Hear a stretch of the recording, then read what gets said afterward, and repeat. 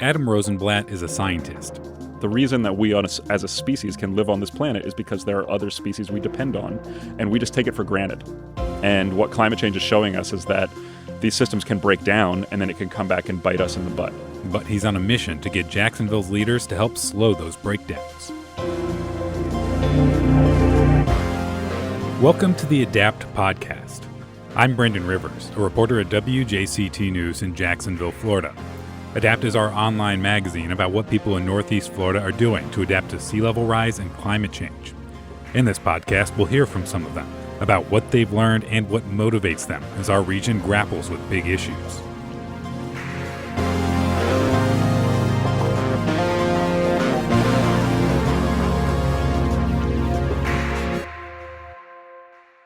But before we dig into those big issues, what is climate change? If someone asked you what's causing it and why does it matter, would you be able to give a good answer? All right, a couple of announcements before we get started. Exam 3, obviously, December 9th. Just want to make sure we all understand. Adam Rosenblatt is a biology professor at the University of North Florida, and he has to answer those questions every semester. Give me the grade school explanation of climate change and the role humans are playing in it. The grade school explanation is that there is a blanket of molecules over the Earth that makes up the atmosphere, and that blanket helps keep the Earth warmer than it should be otherwise, given our distance from the sun. So the fact that the Earth is livable for us and for other life forms is because we have this blanket over the Earth. And our activities of burning fossil fuels and cutting down forests is releasing more gases into the atmosphere that are good at trapping heat. And so we are basically increasing the thickness of the blanket over the Earth, and that is what is leading to climate change. And how certain are we that it's actually happening? We are 100% certain that it is happening. There is, every piece of evidence that scientists have looked at points in the exact same direction, that climate change is happening at a rapid pace and that we are the cause of it. In fact, what some climate scientists like to say is that humans are responsible for 110% of the warming, because if humans were not emitting greenhouse gases into the atmosphere, then the Earth would actually be in a cooling phase, a natural cooling phase, according to how the ice ages work. And so the fact that we are not cooling and in fact are warming means that we're responsible for even more than 100% of the warming, if that makes sense. How can we stop climate change? It's actually a very simple solution, but hard to obviously put into practice. We need to move away from a carbon-based economy. And so if we can move away from burning a lot of fossil fuels that emit carbon dioxide, then we can stop or slow at least the progress of climate change. What are some common or even dangerous myths and misconceptions about climate change? Where do you want to start? So one is that we don't need to be worried about climate change right now because the climate has always changed in Earth's history. And on its surface, that is true. The climate is not stable ever. There are certain periods of the Earth's history where climate has been more stable than at other times. But it all comes down to the speed. Right now, the amount of CO2 that's entering the atmosphere is 100 times faster than it's been in the recent past. And what do you mean by recent past? By recent past, I mean, so at the end of the last glacial period, about 12,000 years ago, when the Earth was covered by a lot of ice, there was an event that triggered moving from a glacial period into the more warm period we're in right now. And that event involves a lot of release of carbon dioxide. So, for example, it took about 3,500 years for the amount of CO2 in the atmosphere to increase by 70 parts per million. Okay? In my lifetime, 35 years, it has increased by 70 parts per million right now. So you're taking a process that used to take 3,500 years, and now it takes 35 years. So that's the speed that we're talking about. It's 100 times faster. And that speed is giving Adam a sense of urgency, so he's lobbying for change at the national level. Adam helped co-found a chapter of the Citizens Climate Lobby here in Jacksonville. The nonprofit helped develop a bill called the Energy Innovation and Carbon Dividend Act, which would put a price on carbon that would be paid by the oil and gas industry. The government would collect that money and then redistribute it equally to all American citizens as a rebate. Because obviously, if you put a price on carbon, it's going to increase the cost of gasoline at the pump, and people clearly care about that because it impacts their wallets. But by giving the money back to people, it's going to offset the cost of that rise in gasoline prices. And that makes it basically a revenue neutral bill. It's not going to cost anybody anything other than the oil and gas industry is going to have to pay a price. Adam and his partners are trying to get people in Jacksonville to support the bill. We try to meet with the senators for Florida. We try to meet with their staff. We try to meet with the representatives that represent us here in the Jacksonville region in St. Johns County. And we try to say, look, you should be supporting this bill, this Energy Innovation and Carbon Dividend Act, because here are all the benefits it will have, and it would have a lot of clear benefits for Jacksonville in particular, right, for your constituents. We also try to get local leaders on board because a lot of times politicians are not going to support anything unless their voters and people who have influence in a community also support the bill. We've had some success. I've been talking with a couple of very large businesses here in Jacksonville about whether they would come out and support the bill or not. We're starting a campaign to talk with religious leaders, different churches around Jacksonville. Obviously, there's a large church-going community here in Jacksonville, and so that's a good way to sort of reach people where they live and talk to them in language that's maybe a little bit more relatable.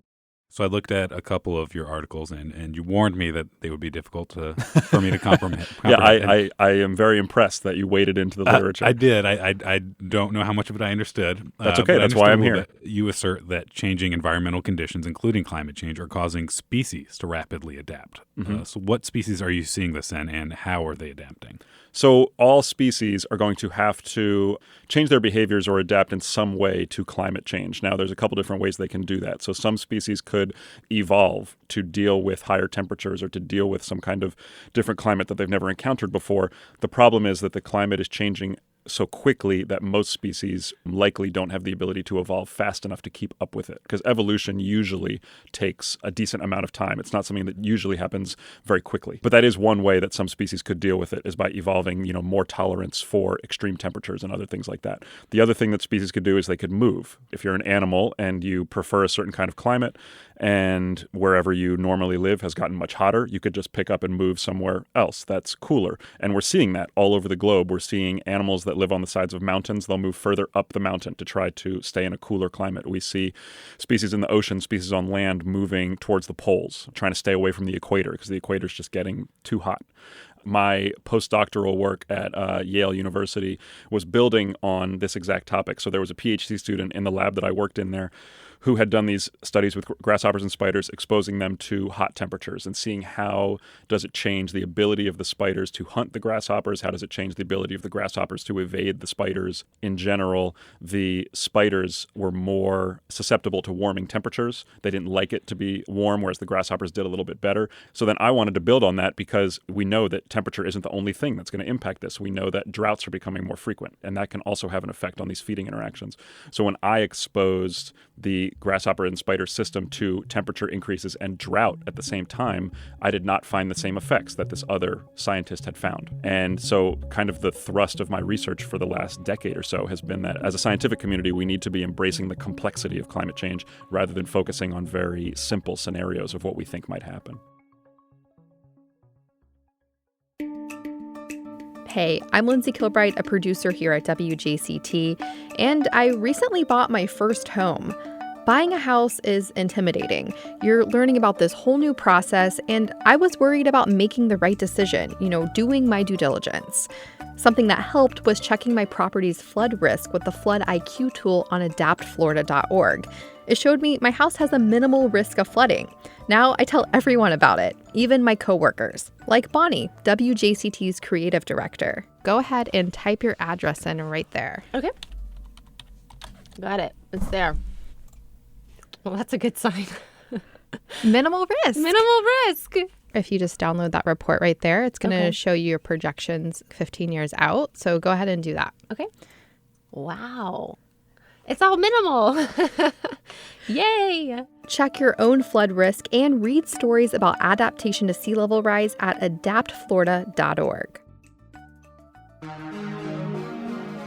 The Adapt podcast is a production of WJCT Public Media.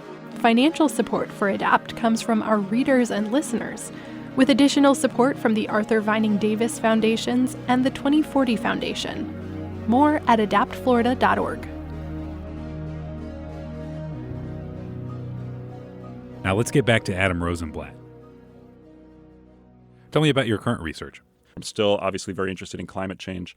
But what we're doing at UNF is we're trying to figure out how do reptiles, specifically alligators and sea turtles, how do their eggs respond to climate change? And it's a really interesting question because in these couple of reptile species and some others, the sex of the offspring is determined by temperature.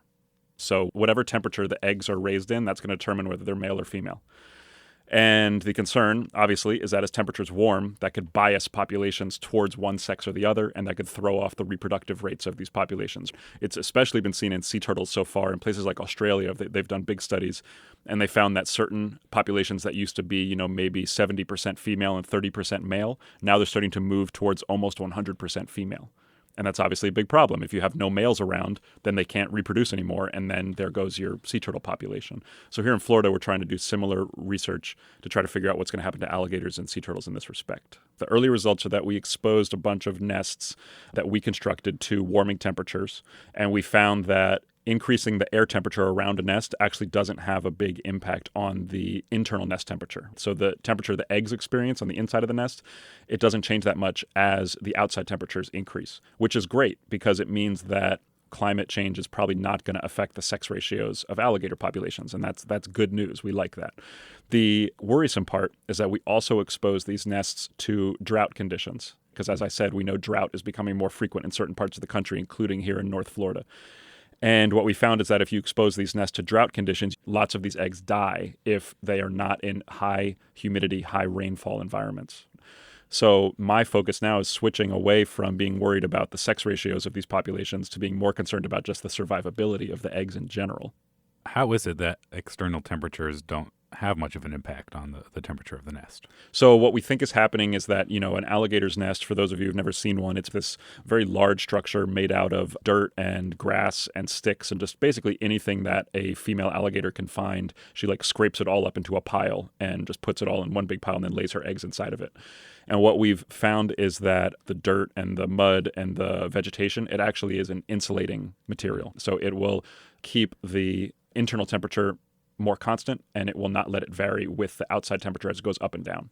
And if the local population suffers dramatically, what would that mean for humans here in the region? Yeah, so let's take an example. Let's say that there's a lake and it has a large population of alligators, and the population gets hit by drought for, a decade or more, and the reproductive rates fall quite dramatically, and then the alligator population declines in that lake.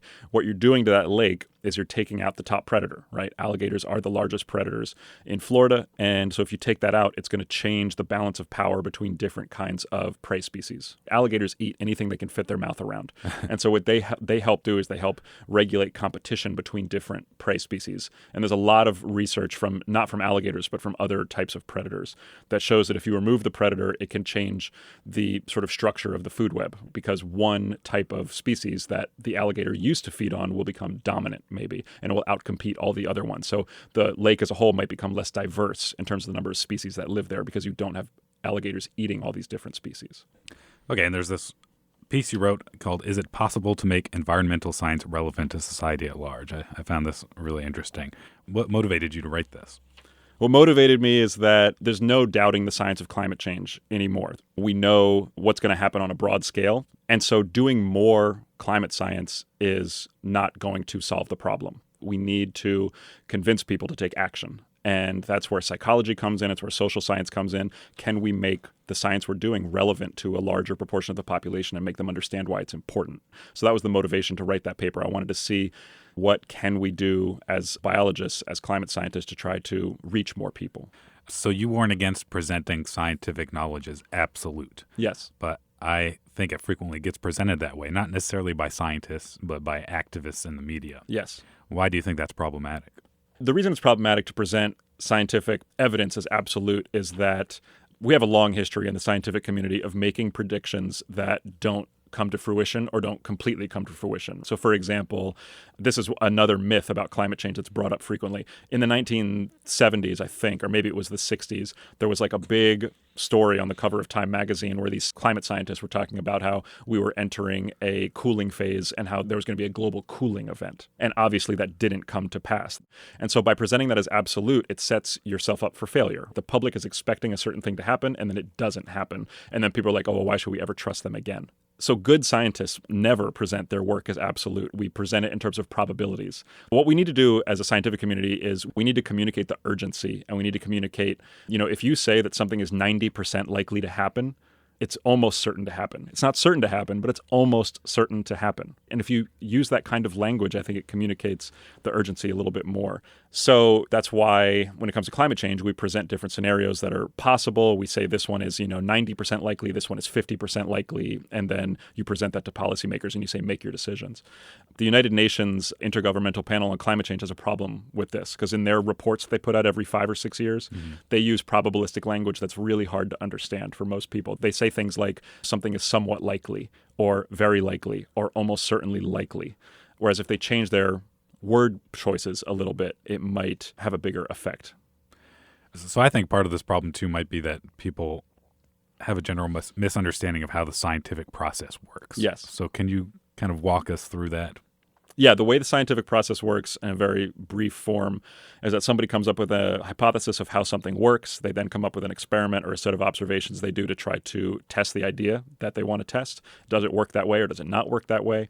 Then they do the experiment or they make the observations, they get their results, they analyze their results, they write up their results for a scientific publication in a journal, and then they try to publish their results. Before they can be published, they have to be reviewed by other scientists in the field who are also experts, and it's called the peer review process. And they tell you whether your science is good or bad. I mean, I've done tons of peer review in my career. I've, obviously published a lot of papers, and so those have been peer reviewed as well. And all the time, other scientists will say, oh, you did this wrong, you did that wrong, how can you say that? You can't make that conclusion. You have to go back and do this experiment over again because you forgot this important thing, blah, blah, blah. And that's all part of the scientific process. We're trying to make each other better. We're trying to hold each other accountable. And so that's step one in making sure that science is accurate. Then the second step is once something is published, other scientists can test it and see if it is actually true for different parts of the globe or different times of year or whatever it might be, right? And if other scientists don't get confirmation, then they can dispute the original findings, right? And they can say, oh, that wasn't accurate. We don't think that's true anymore, or here's some conflicting evidence. So as scientists, we try to take everything into account. We try to be as objective as possible, and then we check each other's work constantly. And there are lots of examples where bad science gets published for some reason, and then other scientists test it, and they find that it's not true, and then that science gets retracted. And so what we like to say is that it's a self-correcting process. So when it comes to climate science, people have been doing climate science in a very sort of concentrated way since like the early 70s. I mean, there was a governmental panel that was advising President Lyndon Johnson back in the 60s when it comes to climate change. It was very early stages, but scientists were doing it back then. So we've been doing this for close to 60 years now. And there are tens of thousands of studies that have gone through rigorous peer review and have been tested over and over and over again. And that's why we're so confident as to the process of climate change and what the predictions are going to be. And so if somebody was to come along with evidence that refuted all of that and did it in a conclusive way that other people could test, then that would be the biggest discovery since, I don't know, DNA, right? I mean, that would be earth-shaking. Yeah. But that hasn't happened because every time somebody comes up with an alternate hypothesis for why the climate is changing, other people test that hypothesis and it turns out not to be true. And that's happened for decades. So another thing I hear a lot is climate change is just a theory. What is a scientific theory and how is it different from the word theory as it's used conversationally? In science, a theory means something very specific. You have a hypothesis. Hypothesis is an idea about how something in the world works, but it's just an idea, right? And then you have to test that idea. A law is a mathematical description of how something works, right? So you have the law of gravity. The law of gravity says this is what gravity is and how it operates, but it doesn't say why it operates, okay? So along with the law of gravity, there's also a theory of gravity. So Newton came up with the law of gravity, right? And then Einstein came up with the theory of gravity to explain why gravity exists in the first place, and it has to do with the bending of space and time. So a hypothesis is just an idea that doesn't have a ton of support behind it, whereas a theory is an idea that has been supported by lots of different forms of evidence. So like, for example, evolution by natural selection. That's also just a theory, but it's a theory that's been supported by tens of thousands of studies over 170 years worth of research since Darwin and Alfred Russel Wallace came up with the idea of evolution by natural selection. But the theory of natural selection is never going to be a law, never, because it's not going to be boiled down into a mathematical equation.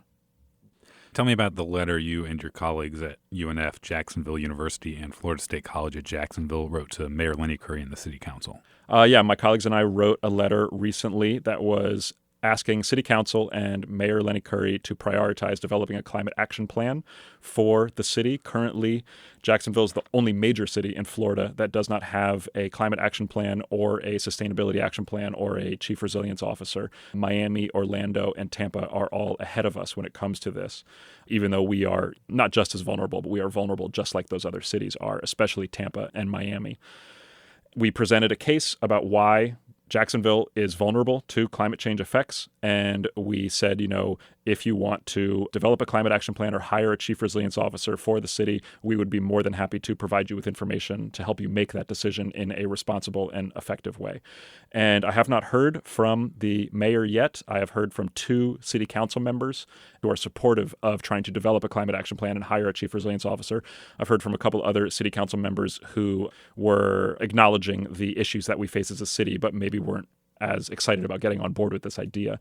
But what I'm excited about this letter is that it started the conversation moving forward in a more constructive way at the city level for trying to get something to happen here in Jacksonville to help us be more resilient to climate change and to help us mitigate the worst effects of climate change. Why do you think the city has been slow to take on climate change? I don't want to come off like I'm claiming to know everything about Jacksonville and how it operates and the politics of the city, because I've only been here for just over 2 years now. I'm still definitely in a learning phase. My sense about the city is that the city feels like it's less vulnerable than places like Miami, which is true. Miami is definitely more on the front lines of climate change than Jacksonville is. And so maybe the idea is like, oh, well, that's a problem for them down there in South Florida, but not for us up here in North Florida, which is just not the case. I mean, we are still very vulnerable, just maybe not on the same timescale as people in Miami are. So maybe that's part of it. Part of it also is probably, as it is in a lot of parts of the country, wishful thinking. That if we just don't talk about it, we won't have to worry about it or put any money towards it or put any effort to try to work on it. And a lot of times it's just if the voters in the city have not expressed concern about the issue, then there's no pressure on the local politicians to do anything about it. And so if there hasn't been any conversation on climate change going on in Jacksonville for 30 years, then why would any local politicians be paying attention to it as an issue? And that's why we're trying to get this conversation moving along. Again, that's Adam Rosenblatt, a biology professor at the University of North Florida. To see some of his work and to learn more about his advocacy efforts, go to adaptflorida.org. There you can get to know all 6 of the people profiled in this podcast.